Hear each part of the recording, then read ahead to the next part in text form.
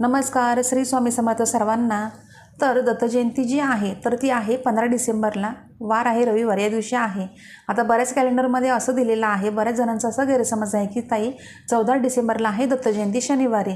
तर दिंडोरी प्रणीत कॅलेंडरनुसार आपल्याला दत्तजयंती जी आहे स्वामींच्या केंद्रानुसार ती आपल्याला 15 डिसेंबरला साजरी करायची आहे, म्हणजे 14 तारखेला आपल्याला साजरी करायची नाही आहे। तर जी पौर्णिमा आहे तर ती शनिवारी संध्याकाळी सुरू होते आणि रविवारी म्हणजे 15 डिसेंबरला दुपारी संपते 2:32 तर आणि त्याच्यासोबतच बघा, आपण जी सत्यनारायणची पूजा करतो दर महिन्याला, तर ती आपल्याला 14 डिसेंबरला करायची आहे, संध्याकाळी प्रदोष काळात करायची आहे।